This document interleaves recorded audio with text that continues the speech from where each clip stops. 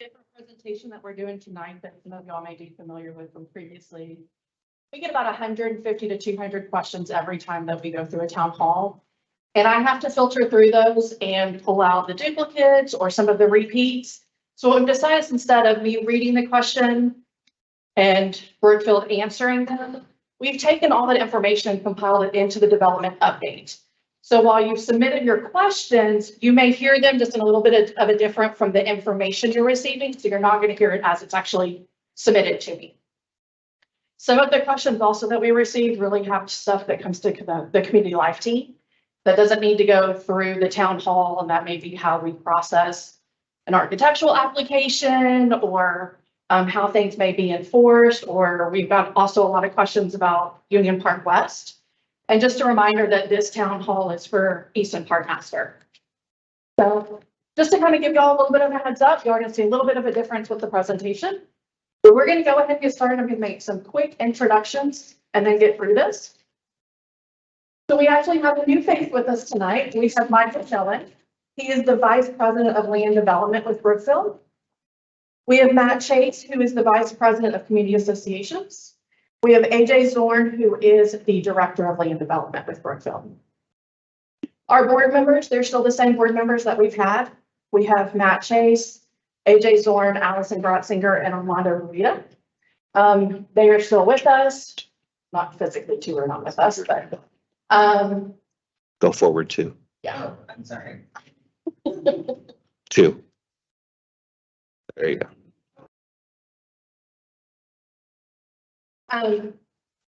So this is who we've got on the panel today that's going to be answering any of the questions that may come up at the end or giving the update. So real quick with the community life update, really just wanted to kind of go over some of the events that we've had high level. Our last town hall we had was in June, towards the end of June. So just some of the things that we've done. So in June, we had music in the park, we had Pride, Gabby Hour, Dad's Day Out. Dad's Day Out was actually, we worked with two of our partnerships, and that was with EP Sports Academy and with Sports Kind. So anytime that we have a partnership, you'll see some of the events that may have some additional names on there. Those are some of your Eastonites here that are actually partnered with us on creating some of these. In July, we had our first Star Spangled Cook-Off. We actually had a dunk booth for those of you that were there and in attendance. We had a great band. Thank you for anybody who threw the balls at myself or Matt in the dunk tank. We had I got lucky. Nobody liked that one. I think the first hour, everybody came to me. Yeah. But we had a great turnout, and we actually worked with the VFW, the local VFW 8925. And so all the proceeds from the dunk tank actually went to the VFW. We also had music in the park in July. And in August, we've had our movies in the East. We had our last music in the park. Explorers Day. Explorers Day is something that we put on quarterly for any of our new residents here. But anybody that lives here is actually welcome to come because they will get an update and a refresh on some of the stuff that's happening inside Easton Park. We had Pops with Pops. And then we also had our Savory's Farmers Market, which is every single month. September, we've had, we actually have a partnership with our karaoke night. Actually, Realty Austin is actually going to be putting that on. So any of these events that you see up here, please come to. We've got the farmers market as well, but we have our first cook-off, the tailgate cook-off that we have coming up on the UT Baylor football game. So please join in. I think the time just got announced for that game, and I think it's at 6 o'clock that night. So come on out. We've got a couple spots for you to reserve for tailgating in the parking lot, and then we're going to do the game watching inside. We also have the Geeks Who Drink trivia that's going to be there. And then some of our upcoming events that we have, some of our larger events. October, we have National Night Out, our farmers market, and then we have Wicked Walk. November, we have our community garage sale. I know we've gotten some questions about when that's coming up, so we'll actually have some more information going out over the next 2 weeks on this, but this is the set date for it. Roots and Wings, our last Explorers Day. We have a new event coming up that we're going to do a fall festival in November. the farmer's market, and then we have the turkey trot right at Thanksgiving. And then we're gonna wrap up the year with Easton Made, plus the holidays, and then the farmer's market. So we've got a lot of things that are in the works that are planning. And so be on the lookout for all the information. RSVP, please come to them. We love seeing everybody. Costume contest. Again this year. We do have costume contests at Wicked Walk. We have several of them actually, as well as an opportunity for if you want to have a booth out there, it can be you or any of your neighbors with inside your own neighborhood or just some friends. Please let us know. You actually finished the drawing for a booth contest. Also, are we doing a prize on that? $200 gift card for that. One last thing is if you've been with us for a little over a year, maybe 2 years, you probably heard me talk a lot about a program that we started here called Spark. And that program was really designed to inspire the residents to become strong community leaders with mentorship opportunities and to build strong relationships, not only inside the community, but also with your outside neighboring partners. And this is a 10-month program that we have put on. We're in the process of our first class right now. We'll actually end this in November, but we're actually going to be opening it up for our next class. And I have a member of our Spark class with us that wanted to kind of come up and talk about his experience with this. I can tell you all the great things. I am very passionate about this program, but I thought it would be great to hear from some of our members. You'll hear from them now and at the next one also. And then if you've got any questions whatsoever afterwards, want more information about the program and what all it entails, is to please let me know and I'm happy to do that. So Mike, if you'd like to come on up. Thanks, Stephanie. My name is Mike Yeager. I live over in Kiki Park. I'm starting the Halloween costume a little bit early. So, the Spark program, I got involved with it. Tiffany reached out to me almost a year ago to tell me about the program. I thought it was a great opportunity to become more involved with the community, learn more about through Brookfield, kind of the vision behind Easton Park, kind of the future expansion and kind of where things are going. And it provided me with an opportunity to learn from other members of the community that I might not have met, but also reach out through other programs. Tiffany mentioned the VFW, doing some of the community life events. I found it really rewarding. I encourage anyone who's interested in learning more about Easton Park and how to help craft the future of the community to get involved. Reach out to Tiffany, and it's been a great program. Favorite moment, we went up to Skyline Park about 2 months ago or so, and had an opportunity to kind of see the construction, see where it is, and kind of understand what that future vision is. Really exciting. So, thank you. So at this point, I'm now going to turn this over to AJ for the development update.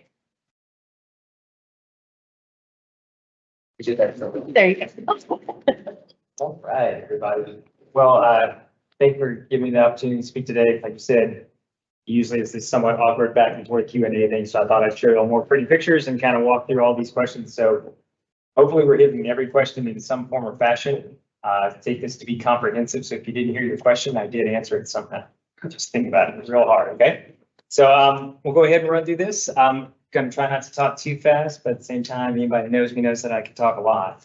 I already have. So I'm going to try to talk on 2x speed here, make sure we get through it. So first thing, let's talk through some of the parks that are coming up. Skyline Park.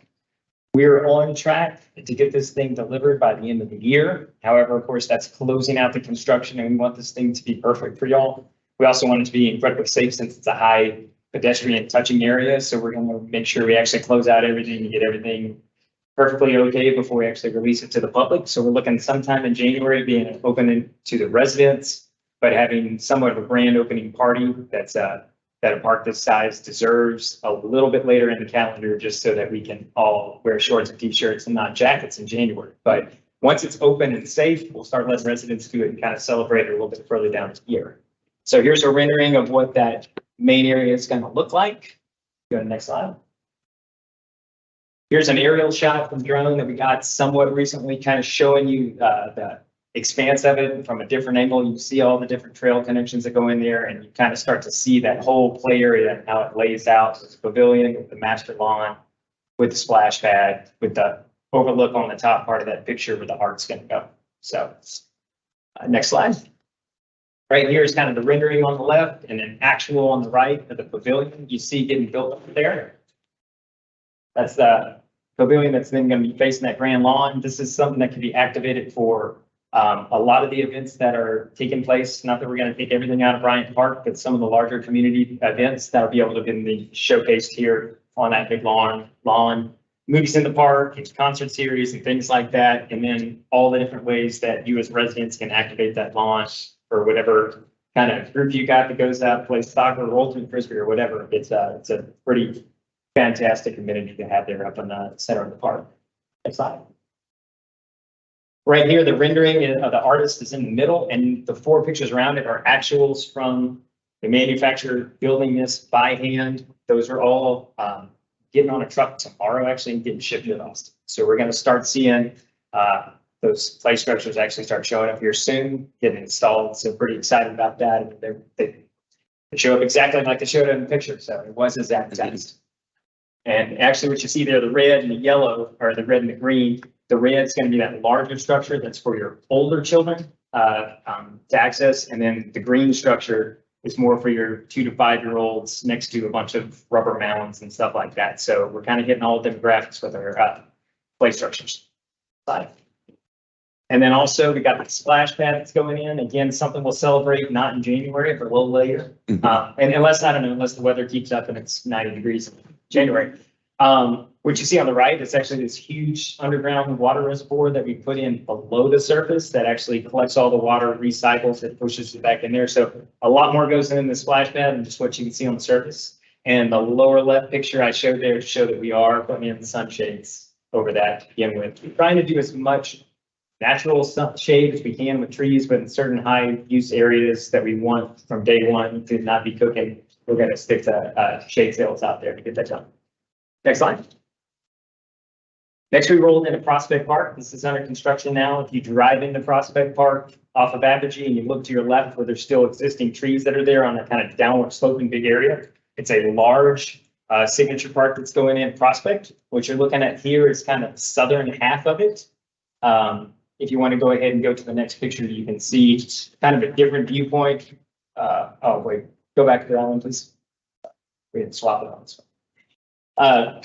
You see kind of an elevated deck on the top part of your picture with the play structures coming off of it, slides and things like that, kind of using the topography of how that goes downhill. So you have a multi-level kind of experience. Around the outer edge, you see padded hills with the mounds in it and stuff. That's perfect for your little 2-year-old like mine that wants to just waddle around and fall on rubber things. In the middle, you also see a climbing structure that's good for your older kids and for adults to do kind of basic bouldering and stuff. So that's a aspect that we're adding in there.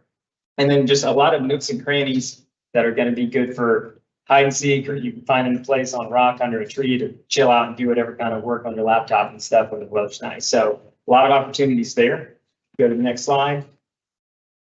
You see the southern half of it because it's a long linear park. There you see more of the swings that will have, you know, a few for the older kids, a few for the younger kids, attachments there.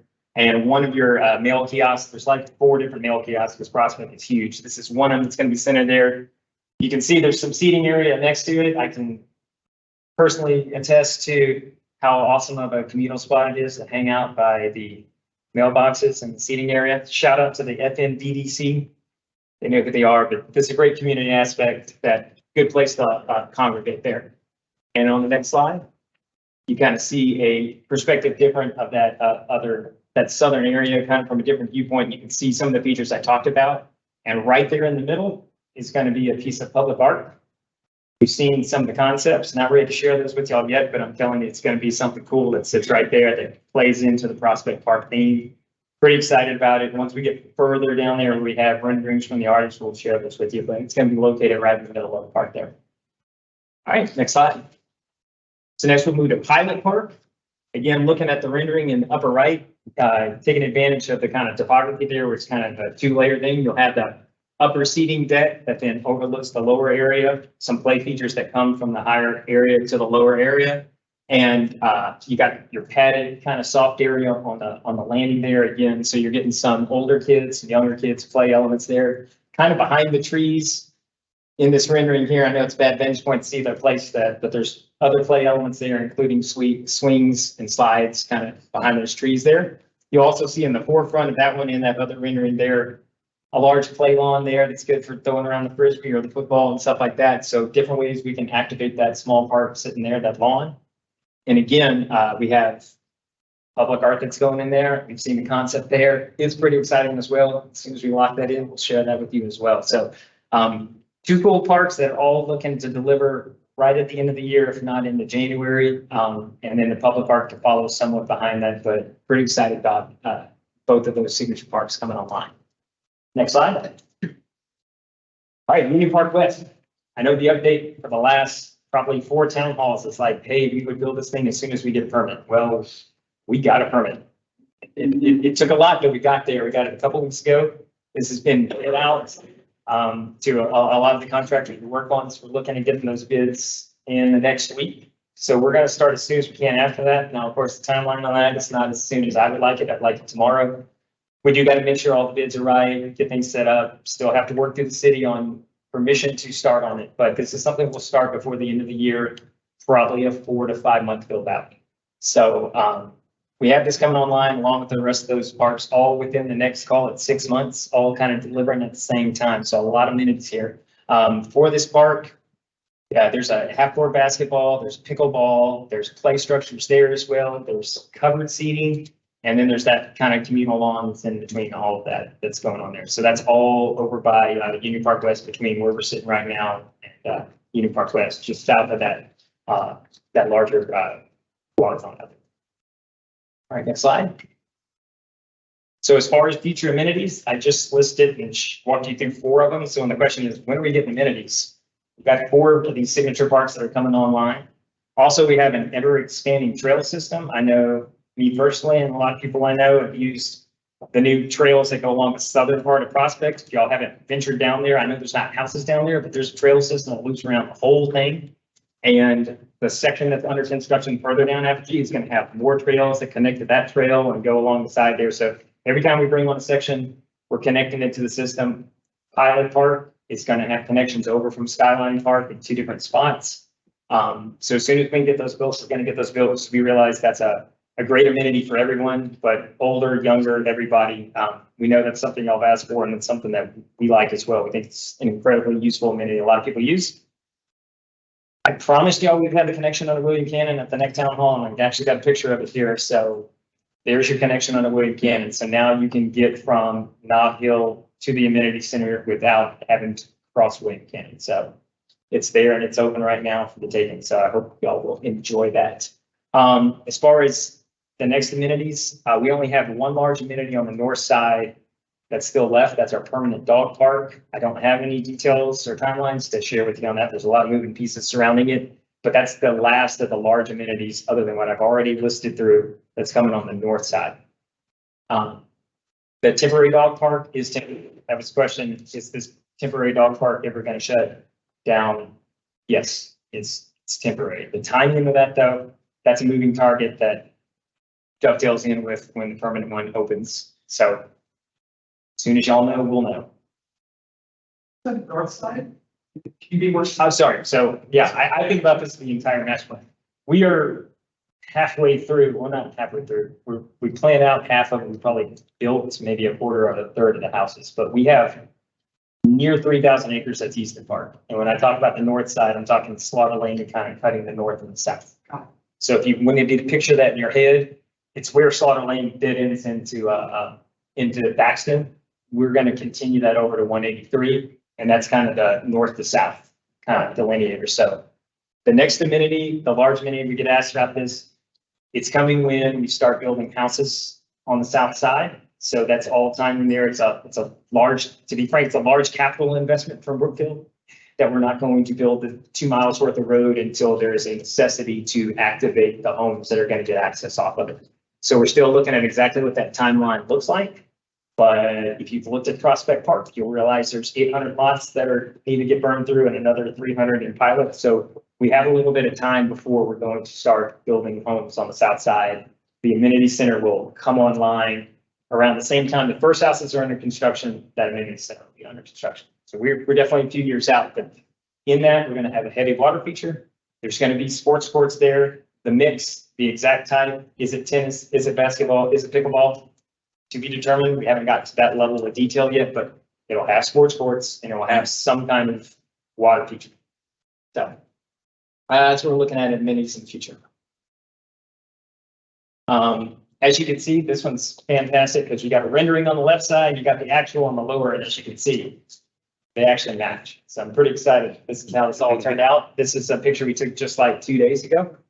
The power lines behind me have been promised are going to come down next Friday. We'll see, but those won't be up there forever. So it will be picturesque here in the shortcoming. Same thing with the lights. We're going to see if they turn on at the end of this week and stuff. So we're going to get that thing lit up and turn over to the HOA to activate it in different colors when appropriate. So pretty excited about that. It's coming on, and the planning that's all sitting there in front of it is a good segue into my next slide. So we got a lot of questions about the irrigation and the water restrictions that we're under right now, and how come some areas are green and some areas are yellow. So a lot of this is, I can tell you that we are operating within the restrictions and the exceptions that we are granted. Almost all the work that I do is under a civil permit, which has exceptions carved out for it. A lot of the plants are seen as revegetation, stabilization, filtering, a lot of those things. And also, once you start one of these 9-month projects, they have to be taken to completion, and everything is at risk until it's accepted by the city or the county or whatever. So that's why certain elements are allowed, certain exceptions to be able to be maintained until the point where they're accepted. And they're all scheduled to be accepted after when we hope the restrictions let up. So that's why some of the projects you see stay in green. When we can use bubblers and drip irrigation, we are. So all that stuff you saw at the entrance, I converted that all to the systems that we are allowed to use. So that's why you saw that planted, because we can keep that alive using the systems. Existing sod as much as we can. We're working around how to keep as much of it alive. We paused new installation while we kind of got our idea of what we're doing, to be determined on when we finish out William Cannon parts of Prospect based on those new rules of how we put it down there. But we're operating within the rules. I know people think we're speeding on this. We're not. I will tell you this though, a lot of our stuff is on temporary irrigation timers. And in doing so, if somebody goes and cuts the power off to do this, that, or the other, it resets that thing, or somebody knocks it over with a lawnmower or whatever. So there's a lot of times these temp timers kind of get reset, and you'll see stuff getting watered in the middle of the day. If you see that, do tell us. Reach out to the HOA, let us know. It's a 911 to me, and we have somebody go turn it off. We are not, even when we get to water more, because of exceptions, we still need water within the windows that are granted. So if you see things outside of the window, do let us know, because that's a mistake. It's not supposed to be happening. We're not doing that on purpose. So yeah, be your eyes and ears on that if we were outside of the windows. Along those lines, I had a couple of questions about reclaimed water. You get your reclaimed water off of structures. That would be houses. We are not collecting, we're not doing a water reclamation system on each house. So the opportunities to do this at Easton Park are minimal. We are doing it here at the Union. There's a cistern that collects water. It does reuse. The city of Austin has a reused water system. It's a mile or two west of us on Slaughter. If they ever bring it to my doorstep, then we will look at using a reclaimed water system on the south side of Easton Park. But that's more of the city has to be able to give us that capability. It's off of our property and out of our control. If that becomes a capability, we would love to use that, because it'll also cost the HOA and us a lot less money to use that water system. So we'll be doing that. Along those lines, I talked about slight pauses in William Cannon and Prospect Park. McKinney Falls, that Union Park West, somebody asked, are we getting a facelift along there? Yes, and I think we have a permit in hand. However, we had not started that because I told you we get restrictions for things or exceptions for stuff that's in flight. We haven't started that project yet, so we're not going to start it until we get out of these water restrictions. But yes, we're going to touch the medians along McKinney Falls, and then that stretch along Union Park West. We are going to dollar it up. That's kind of what you see there in that picture on the right. And then there's also a question about what's been going on with our detention ponds. How come we ripped out the plants?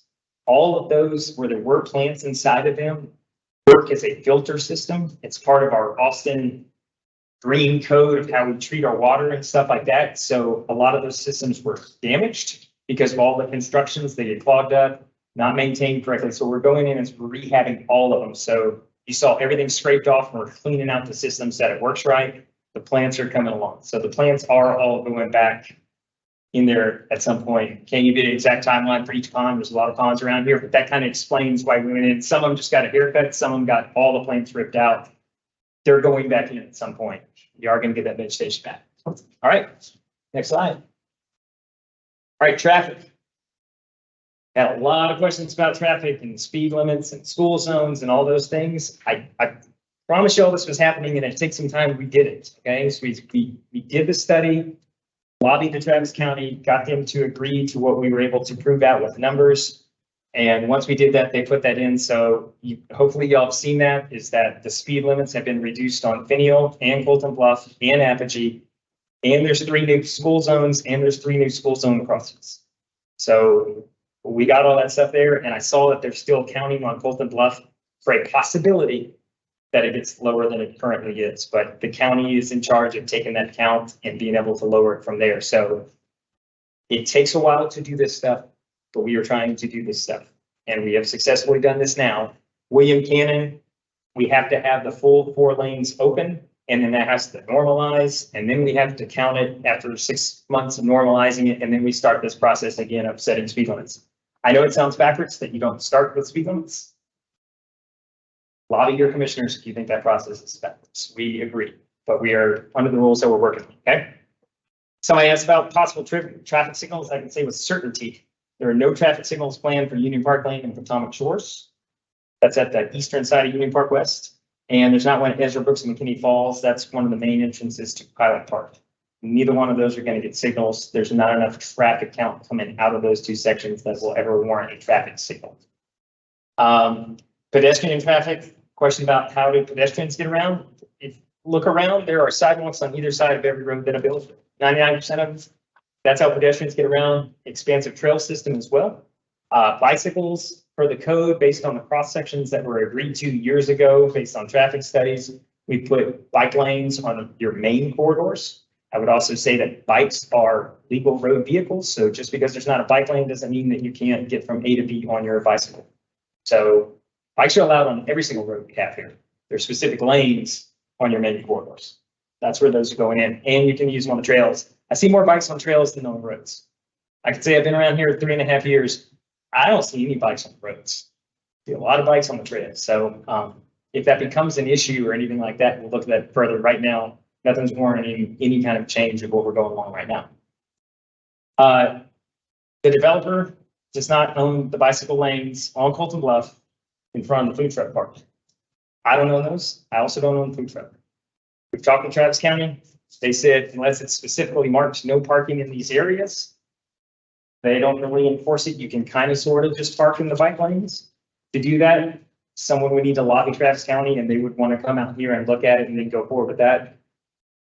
That's not us. For everybody that loves to park next to the food trucks, a lot of people don't like it. We have homeowners for both sides, and I can tell you the developer, we are out of this. We don't own that road. We don't own that property. So complaints go somewhere else. We can't really do much with that situation right now. And on that front, we've been asked what's happening in the food truck park. I don't own it. I've heard rumors of things and stuff. I'm not going to speak to it either way because that's not a property. So we'll see what happens. Y'all will find out maybe when we find out. All right. Next slide. A little new information. We never really shown this before, but there's enough happening over there that people kind of have questions about it. Over on the east side of William Cannon, what you see on the right side is our plan for the future. You can see how Coda Vista sweeps up, and it's going to connect between William Cannon and Prospect Park. If you've been in Prospect Park, you've seen the edge of Coda, and it just kind of stops. And then you get this little wiggle road that's kind of out there that connects to Finial. That's Flatbush. So Flatbush will stay in the future, but that won't be your main way out. The main way out of Dakota Vista, and what you've seen constructed in the last 3 months, is one chunk of Dakota Vista, enough to unlock the David Weekley homes. We are working on getting a permit that connects that full piece of Dakota Vista there. So that's kind of what you're seeing when you drive down William Cannon. You see that one little spot. That's a road that will continue across Finial. And as you can see in this picture on the right, at some point, Finial will get cut in half and it will not go through. You'll come to Finial, you'll hit Dakota Vista, and you'll go up to William Cannon. So when you kind of look at that, that also goes into somewhat of the speed limit discussion for Finial, because at some point it's not going to be advantageous for people to race down Finial and get to somewhere else because there's nowhere to get to. So likely people will just jump up to William Cannon, and all your fast traffic will be on William Cannon. But that's the reality. That's kind of the shape of what that's looking like. But we do not own, the developer, we do not own that shaded triangle on your right picture. We have no intents of owning it. So we are doing everything we can to affect the appearance of that corner at one of our entries, but we do not own that corner. So whatever's happening there is up to the gentleman that owns that triangle. And then finally, we did get a question about Primrose. Primrose is coming. We are now comfortable with saying that out loud. I mean, they've owned the property now for a while, but they're far enough in their development that we have no reasons to believe they're not going to build. Of course, that is not my property. So if they pull out of every deal and they lose all the money on what they've invested, that is up to them. So I cannot say that with 100% certainty, but the plan is for Primrose Daycare to be here on Easton Park, up there located kind of on the eastern side of William Canyon. All right, next slide. You have a question? Oh, yes, sir.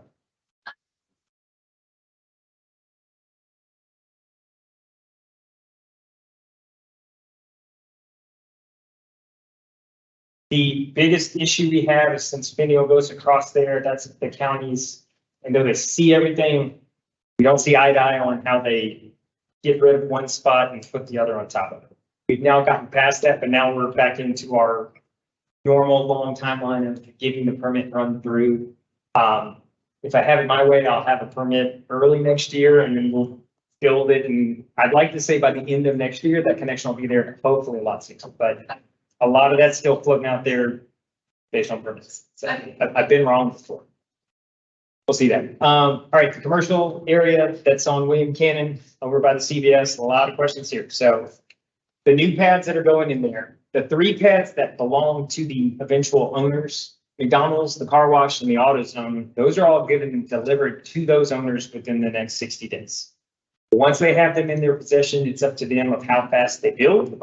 Word on the street is McDonald's doesn't get property, invest in it if they're not planning to build something there somewhat immediately. So again, I can't speak to the exact timelines, but these are more big boys that are ready to build as soon as it gets turned over to them. So the assumption would be it gets turned over in 60 days, and then within, let's call it 6 months, we start to see those 3 locations there.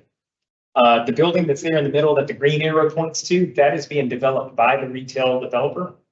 So that's a structure they're building that they hope to finish by the end of the first quarter next year. At that point, it gets handed over to the tenants that are already there, and those tenants have roughly 4 months to build out the inside and open up.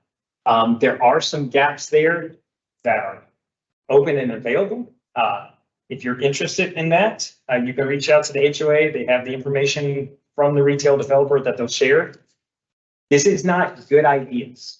We have good ideas for days. This is if you own a business or you are a part of a business that are actively think that you would like to be there, contact this broker and have a real conversation about what could possibly go there. You'll see that we don't say Summer Moon there anymore. That's not a rumor. Summer Moon is gone. That's because there is a newly adopted Austin Green Building Code that has essentially pushed a lot of these small deals out a couple of years because they're going to do every project that they can do not in Austin, including Austin establishments like Summer Moon have told us they're going to go and do every other project they can before they do another one in Austin because of this new code. And yes, every coffee shop that you can imagine has been contacted, I've been told, and all of them have said the same. So it's going to take a little while for that market to kind of reset. So that's why we lost Summer Moon. And so, like I said, the developer is looking for people to fill those different spots there. So I think there's 2 opportunities in that building right now that they're trying to find a tenant for. So that's new Austin Green Building Code, the effects of it. All right. As far as other retail and commercial developments, that's always a question we get is like, hey, what have you heard? I've heard everything that you've heard. Maybe I've heard a little bit more, but it's all hearsay until we see stuff happen. So we are only going to speak to that one plot that I can actually tell you about as far as whatever's happening over on the west side of our property, east side of our property, whatever like that. Again, I'm hearing a lot of the same rumors y'all are. So as soon as we know something for sure, y'all will probably know before I do. All right. The retreat behind, that is the multifamily that's going up right behind us, behind the amenity center. Right now, they're on track to open their first building by the end of the first quarter next year. I mean, y'all can already see the vertical construction finally going up there and stuff. So they're going to be opening that up in phases. I don't want to speak to exactly when you can go get a lease on an apartment. I'm not exactly sure, but you'll start seeing that lighting up towards the middle to the end of the year with opportunities for that to actually to open up and them start renting out stuff. There's a question about Section 8 housing. We don't currently have any Section 8 housing. Every one of our multifamilies has to meet Austin's affordability requirements, which a lot of times just says that a couple of the apartments have to be offered at a lower rate. And there are such things as Section 8 vouchers that people can use wherever they want to do it. So there's technically someone could be in an affordable apartment and using a Section 8 voucher, but no, we don't have Section 8 housing planned or ever planned right now in Easton. So I know it's a little technical, but that keeps getting thrown around. What about these things? Guess what? Every single development in Austin has an affordability component to it, where you're either offering certain things at locked rates or offering to certain pay demographics, or somebody's paying into a bank to offset affordability in some other part of the city. And Yeah, that's, I think in the past, when this has come up, I used Mueller as an example. You have right now, $2 million house sitting right next to an affordable home. You can't tell the difference. Just like in this community, you can't tell the difference. There's definitely affordable homes within this community because it's required by the city of Austin, but you're not going to tell the difference between what's affordable and what isn't. So it's not a product type, anything like that. We have to sprinkle in a certain number of affordable homes within the community, and they're all over. And like I said, there's no difference. Yeah, we go off of Austin median incomes, and there's a lot of things that people would consider like firmly middle class, upper middle class, but now actually like fall the line below line. It's like what's affordable stuff. So it's, to Matt's point, I don't think there's not going to be some section that we drive by and everybody goes, oh, what happened here? Well, that's important. Like, that's just not how we're doing this, and that's not how it's going to show up. I know the question is going to come, so I'll go ahead and there. BB Living, who is an offshoot of Toll Brothers, which is a nice builder, is building a build for rent product in Easton. And everybody goes, rental? And they start thinking of the worst things possible. I've seen the BB Living product. This is like very, very expensive rentals. So people need to get it out of their head of what a build for rent really is. Like when you see what it actually is on the ground around the country right now, it's actually somewhat of a higher end product, to be honest. It's people that have the luxury of moving around and kind of like, just rent a house for a few months, see how things are before they actually buy a bigger, nicer house in Easton Park. So yeah, this isn't Urbana. Right. And Goodnight Ranch. You've all probably seen that going down Slaughter. Luckily, they were told no very early on in this development. But yeah, it's not Urbana. It's if you think of our other communities down the road, Addison, American Homes for Rent owns 100 some odd homes there. Beautiful homes built by Brookfield. We built those homes, and you can't tell the difference. And they're renting between $2,700 and $3,800 a month. So again, you're not going to be able to tell the difference in the product.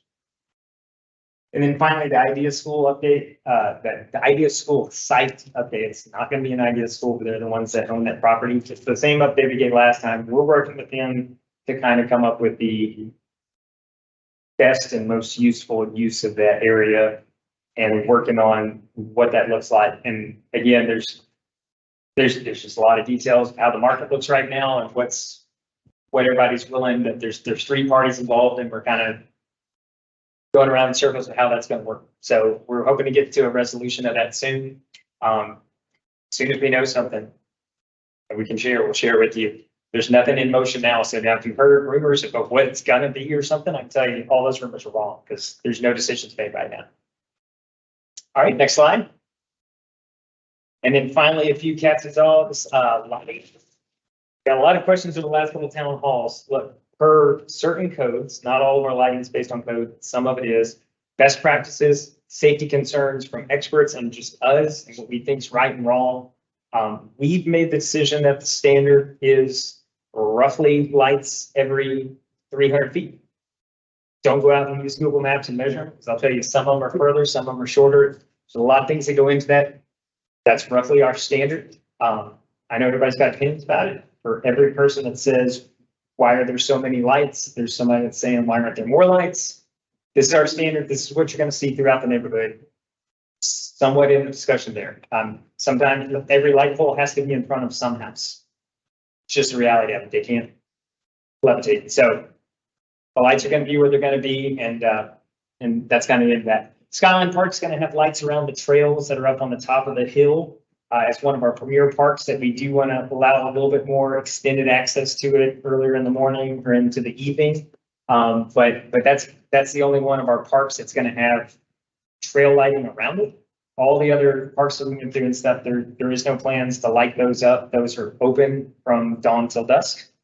And there's no plans to add lights to the trails. We get the ambient light that's there, and that's kind of how we're leaving it there. So I know if you're out running at 3 in the morning, you need a headlight on, but outside of that, I mean, we're not looking at lighting up those trails. All right, there's a question about when are we ever going to finish construction at Discovery Park? That is now completely out of my hands. That's up to the builders that are there. There's not that many lots left. So looking at their burn rate, I'm projecting 12 months or less, but they could finish them all in the next 4 months, or they could sit on them and not be able to sell them and have a while to build them out. It's kind of looking at a crystal ball here. At some point, you'll see all the houses that are still, lots that are open on Finial, those are going to get built in at some point here. So it's kind of just looking at that natural rhythm as you see them get built up. That's the last swap in Discovery Park that we've done. Slaughter Lane kind of touched on this already. It's just like the southern amenity. It's going to get brought on when we have the houses in the south that need the access for slaughter. So we're working through the obligations we have in the county, but when it actually goes on the ground, it's something that's to be determined. And then finally, there was a question of, are we going to bring any other builder partners? There are no plans to do that right now. However, we are always looking at the market, and every time we move to a new section, we look and make sense. We look to see if the builders we have are the right partners, if we need more partners, if we need less partners. So really, that's just to be determined each time you bring on a new section, if we're going to bring on another builder for that section. Right now, I can tell you, I do not have plans to bring on another builder, but it's always open for debate. So again, when a new section opens and you see some new builder sitting on Model Road, y'all will know. All right. And with that, that's all the updates that I had. All right. Yeah. I wanted to touch on one thing. I know there was a question that was submitted about the pedestrian signals at William Keenan, and that there's been a problem, I think, with the signals. That is actually through the city. That has been reported to the city. And so the work order has been submitted. We just do not know the timeline of when they're going to get to it, but a work order has been submitted for that. I just wanted to give a quick update on there. So with that, if we have any questions from the audience, yes, ma'am. I have a question about spout developer. You didn't touch on that tonight, but can you speak to the timeline for what's currently probably the infrastructure and how long that business is going to go on? And will they be working during the weekend, you know? Through the weekend? Yeah.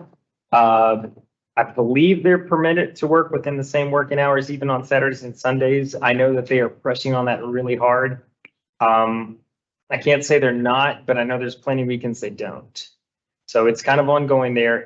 That is the section that I said, for those y'all that need a picture of this, this is south of Prospect Park along Apogee. So it's the active construction you see happening there. It's a section of our quad product. So that's going to be, Newmark and Pacesetter selling into that. That's that full-size quad product. That's all that's going in there in that chunk. It's also a piece of road that connects to future slaughters. We're just kind of building that road now, and it kind of gives you that connectivity. All that should be finished by December.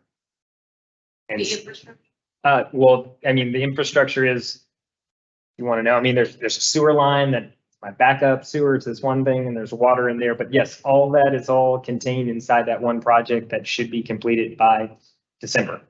And so that'll be there, and that there'll be a road to nowhere. It'll help you get those houses, but when you go down further, you're gonna get into nothing. So that's all gonna be completed by the end of the year. For your new solar power park, so your question for everything else. Nice. Two questions, very quick. We're missing mailboxes right now, and we're in battle with the post office trying to negotiate that, so especially one that's going to be available. I think we have a misunderstanding about the traffic signal on the course. We were more interested in a security light, so normal light pole. because Okay. it's incredibly dark there. Okay. And I try to pull into the brooks. Okay. Really, really dark. And then the last question is at least the three-way stop sign at Slaughter Lane during rush hour, and it's pretty bad. You're spending about 30 to 40 minutes waiting for people to Yes. see that blind spot. All right, the first two, let me answer to you afterwards. I'm gonna just talk to you afterwards because I think you're probably our only homeowner in Pilot. I want to just make sure I get it right. Sure. The third one, that intersection does not belong to me. Okay. There is a signal that is planned, that is a part of slaughter. However, if the county gets there before we do, there's a chance it might go in. The county has a project plan for where McKinney turns into Thaxton. It's going to widen that whole thing.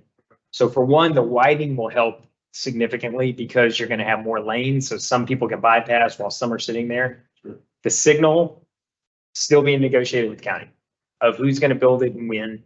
So we have it planned. We almost have it permitted. When it actually goes in, I think it'll be warranted before we have slaughter. The plan was always to build it with slaughter. I think there's a chance that it comes beforehand, but it's one of those where my hands are somewhat tied on it because it's not ours, though we are willing to put it in the ground as soon as it's viable.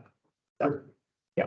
Oh, trust me, if you're there at the wrong time, I don't know what happened today, but Thaxton was backed up for like an hour. So, Yeah, absolutely. yep, It's crazy. understand. Yep.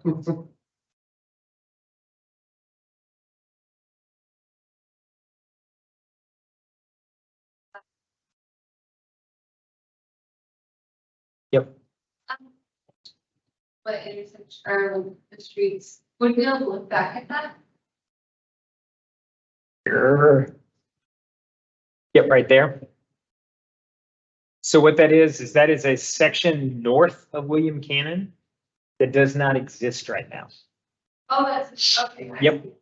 There's That's a, what we- yep. And that's 183 that's on the far right of that picture. Oh, okay. So that monument that we've been talking about, that sits right there at that intersection of William Cannon 183.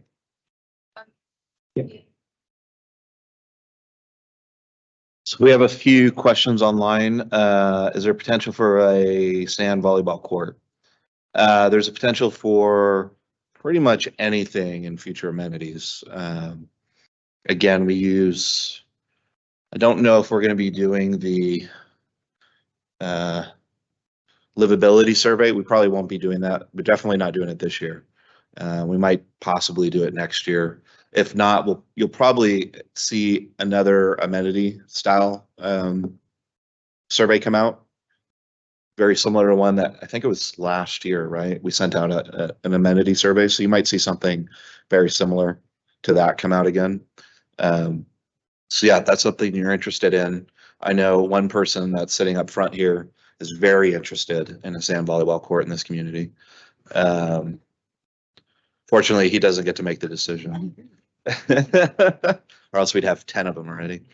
But yeah, if that's something that, again, any amenity that you're interested in, when those surveys come out, I know we have a lot of new folks that moved in since we sent out that last survey, so it might be a good idea to send an updated one of those out and just get a pulse to the community. So a lot of the parks that were reviewed today were based on that feedback of, what can we put out put out there. And I know a lot of it was shaded areas, natural areas to be able to sit in the shade. So the land team did a really good job of doing that in all the future parks. As we build, as a new community grows, I hear this constantly is, well, why did the next section better than mine? Because we learn. To be very frank, we learn, right? We learn what you want. We have an idea when we first started, and then those ideas changed as the community changed. Bryant Park's a perfect example. Go look at that. I call out that play structure because I hate it so much, but go look at that play structure and you'll see an idea of what we thought Easton Park was going to be. It was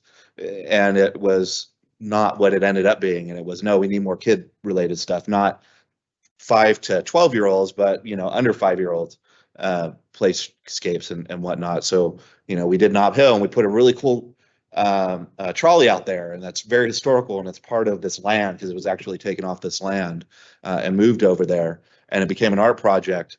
And everybody was like, great, but we want swings. Like, this is really cool, but can I just get a swing, please?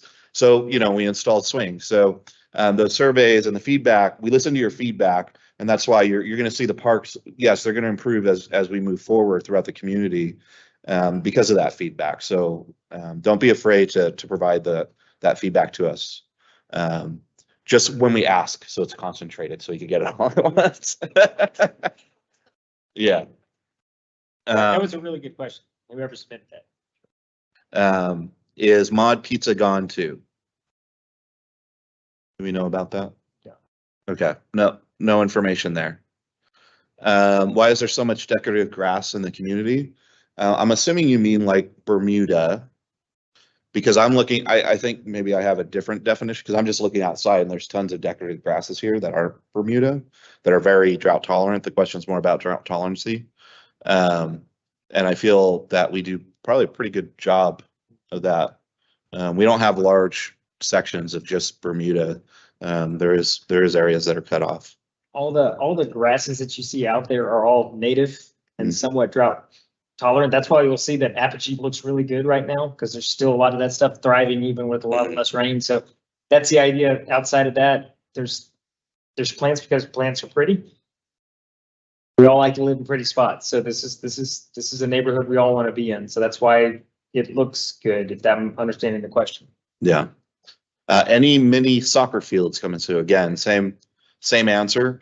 Granted, Skyline, the open lawn area, is not big enough for an entire soccer field, right? So you Is can it? put 2 there. So if you go Yeah. out there with your cones and your portable nets, I'll also say that Detention Pond and Discovery Park is well big enough for soccer. And then if you're talking about younger kids, I mean, EP Sports, they set up soccer on Bryant Park's lawn. So actually we're giving y'all a lot of different lawns that you bring out nets and you have mini soccer fields. So we're not going to go out there and permanently install nets, and we're not going to stripe them, but there's a lot of open lawns right now, either now existing or coming on soon, that please go out there and play soccer. I see Discovery Park all the time with nobody out there, and it is this large, vast, beautiful lawn that you could do anything in.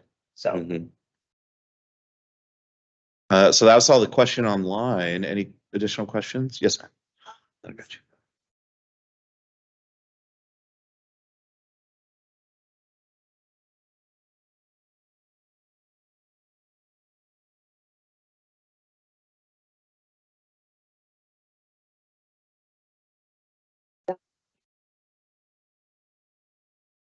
So there was no rain January and this year. And one day I happened to come. I heard screaming of our young women. And this is a concern, especially for women. And I want women to listen to me carefully so that we all have to be careful about it. And you have to take care of this matter very seriously. And that was my first time I heard, but I didn't know because I never heard a cry, scream. I saw someone was stabbing a young girl. She was screaming like anything. And that scared me now. And there was nobody. And I asked my husband, can we drive towards the direction? Almost end of the street. And the builder I'm going to be very open this week.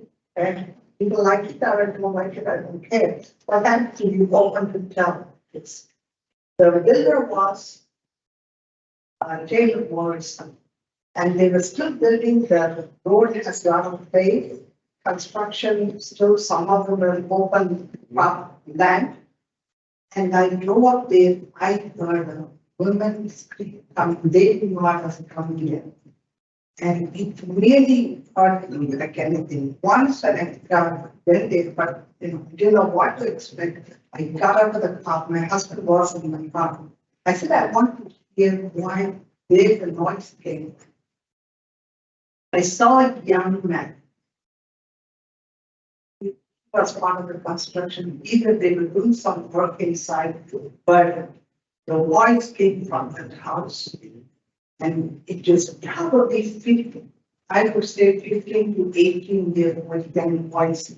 And few months ago, if you see the neighbor website, someone, couple of people, or maybe three to four ladies or men mentioned this.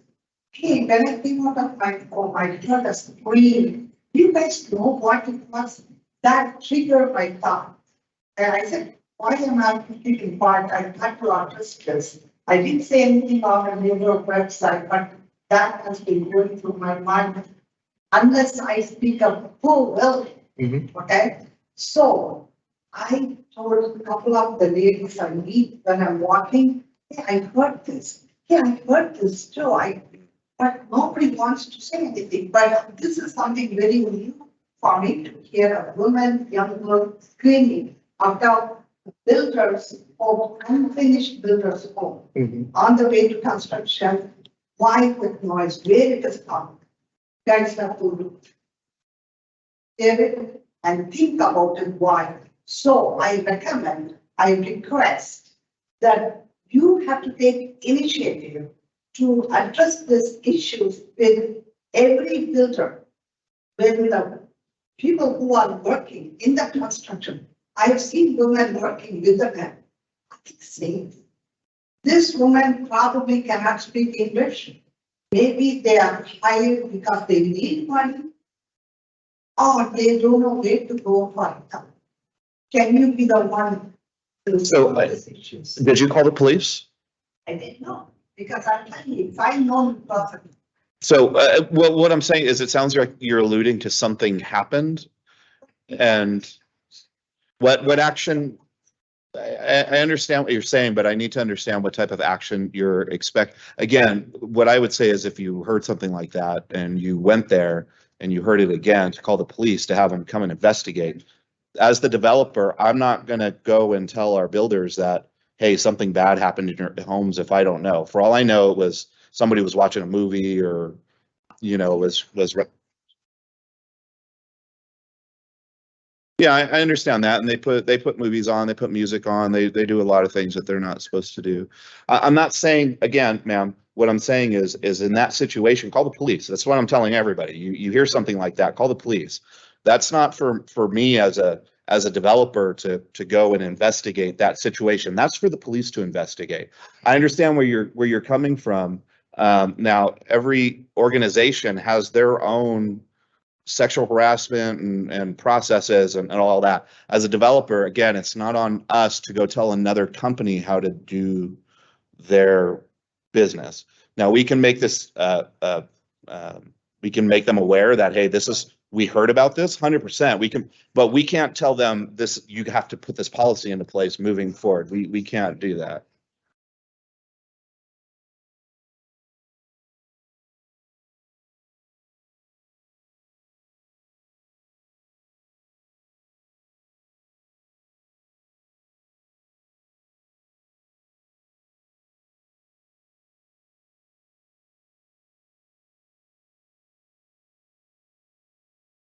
Ma'am, I talk with the builders, and I talk with the builders, and I'll address it with all 5 builder partners. I do think this crime still happens in DC as well. Well, yeah. Go ahead and throw that one out there. But I do talk to the partner builders, and I'll bring it up to them this week and let them bring it to their forefront. So absolutely. We could do that. Okay. Time for one more question. Sorry, Brian. So I'm one of the people that asked about Union Park Lane Thomas Shores. Yes. This is all. We don't want a stop sign. We just want indicators that tell people to slow down.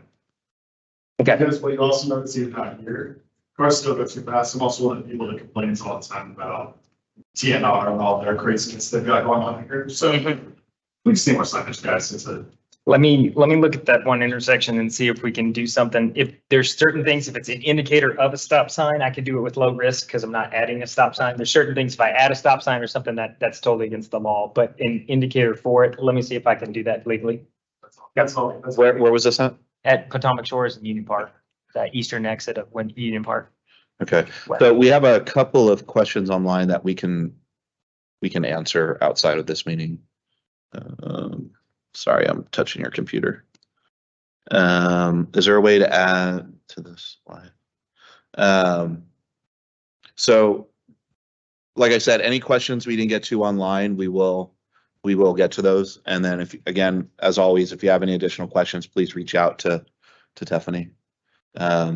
And we'll be having, let's see, our next town hall is first part of December. So we'll probably do the HOA's annual budget meeting in November. When are we doing it? We are doing it in December. Is that enough time? No? Okay. It's enough time, so that's good. Yeah. But we'll be going over the budgets at that time. For both, we'll have two board meetings that day. We'll have one for the master and then one for Easton, Union Park East as well. Those are fairly quick meetings. Again, feel free to come out and then we'll have the town hall afterwards. But you'll have the entire board. So more than just me and AJ sitting up here. Yeah.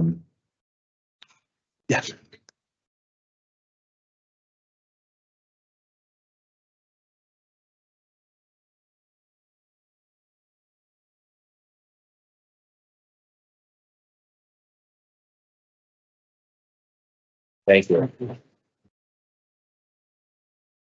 So someone asked for us to repeat everything, so I'm going to say, they said we do really, really good. So again, thank you all. Have a great evening.